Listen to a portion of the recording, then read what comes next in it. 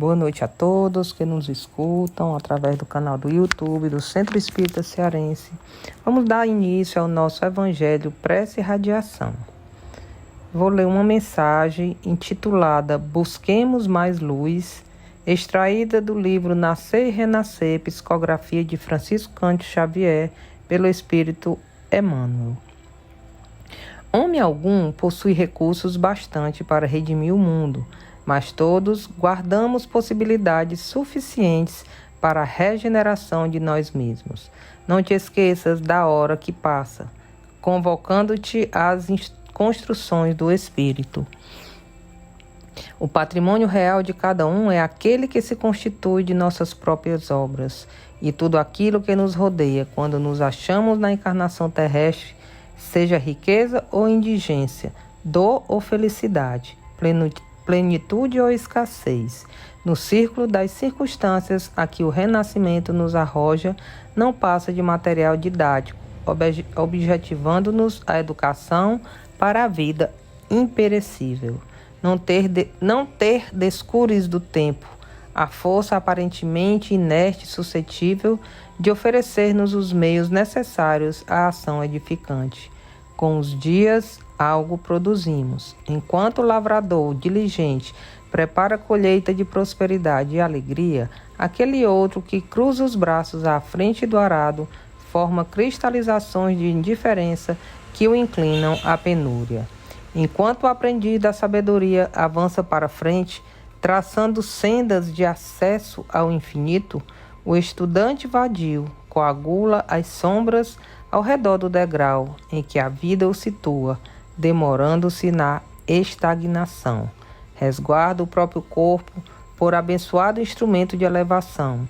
Através dele, se queres, é possível amealhar os valores da espiritualidade, alcançar a paz íntima, recolher as bênçãos do céu e refletir a divina vontade, enriquecendo-te cada vez mais pela extensão crescente das próprias faculdades na compreensão do próprio caminho. Busquemos mais luz. Quando o Mestre recomendou nos fizéssemos crianças perante a lei, não se propunha reter-nos na ingenuidade ou na incultura.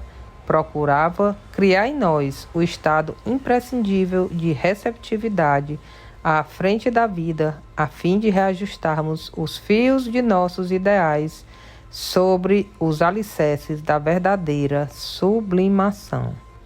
Então, meus irmãos, minhas irmãs, que busquemos essa luz que podemos encontrar no Evangelho de Jesus, nas nossas boas ações e nos caminhos que nos levam para o bem e para o amor. Que a paz e o amor de Cristo permaneça sempre nos nossos corações e nas nossas vidas, hoje, amanhã e por todo sempre. Que assim seja. Vamos ao Evangelho da noite de hoje, que é o capítulo 11, amar o próximo como a si mesmo, dai a César o que é de César. Os fariseus, tendo se retirado, entenderam-se entre si para enredá-lo com as suas próprias palavras. Mandaram então seus discípulos, em companhia dos herodianos, dizer-lhe: Mestre, sabemos que és veraz e que ensinas o caminho de Deus pela verdade, sem levares em conta quem quer que seja, porque nos homens nos considera as pessoas. Dize-nos, pois, qual a tua opinião sobre isso? É-nos permitido pagar ou deixar de pagar a César o tributo? Jesus, porém, que eles conhecia a malícia, respondeu: Hipócritas, por que me tentais? Apresentai-me uma das moedas que se dão em pagamento do tributo. E tendo-lhes eles apresentado um denário, perguntou Jesus: De quem são essa imagem e essa inscrição? De César, responderam eles. Então observou-lhe Jesus: Dai, pois, a César o que é de César, e a Deus o que é de Deus. Ouvindo falar dessa maneira, admiraram-se eles de sua resposta e, deixando-o, se retiraram. Mateus, capítulo 22, versículo 15 a 22 e Marcos, capítulo 12, versículo 13 a 17. A questão proposta a Jesus era motivada pela circunstância de que os judeus, abominando o tributo que os romanos lhe impunham, haviam feito do pagamento desse tributo uma questão religiosa. Numeroso partido se fundara contra o imposto. O pagamento deste constituía, pois, entre eles, uma irritante questão de atualidade, sem o que nenhum senso teria a pergunta feita a Jesus: é-nos lícito pagar ou deixar de pagar a César o tributo?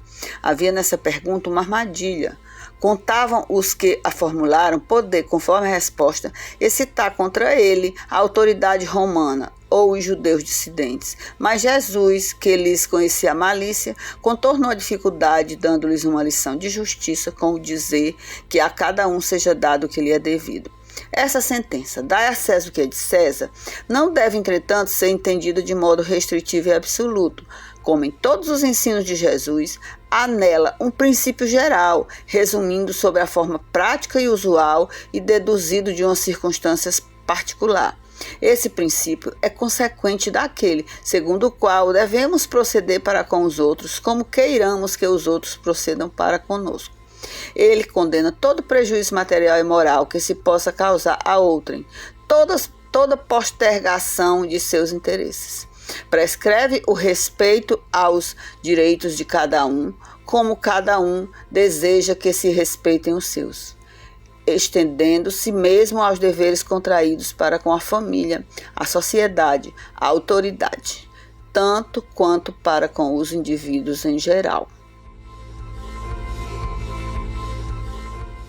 Quando os fariseus questionaram a Jesus a respeito do pagamento dos tributos a César, imperador de Roma, a intenção verdadeira era que o Cristo caísse em contradição em relação ao que ele pregava perante o povo com a lei de justiça, amor e caridade, e tivesse contra ele a autoridade romana. A questão do pagamento dos tributos era como um castigo divino, que acabaria por meio da ação do Messias, uma vez que os fariseus asseguravam ser os mais zelosos quanto às escrituras e às tradições e à lei mosaica, e exigia a obediência rigorosa. A resposta de Jesus não somente desmascarou suas intenções maliciosas, como transmitiu um ensinamento de natureza moral, que a sentença dai a César o que é de César e a Deus o que é de Deus, significa atender às obrigações que assumimos junto à sociedade da qual fazemos parte. Sermos pais ou mães dedicados, bons irmãos, cidadãos responsáveis. E dar a Deus o que é de Deus equivale a cumprir os mandamentos divinos do amor e da caridade, que são indispensáveis ao nosso progresso moral e espiritual, e que devemos reger nosso comportamento como verdadeiro cristão diante da vida, atendendo às exigências passageiras de ordem material, sem esquecer as obrigações para com a elevação do espírito. Respeito aos direitos de cada um, como cada um deseja que se respeitem os seus. É condenável todo prejuízo material que se possa causar a outrem.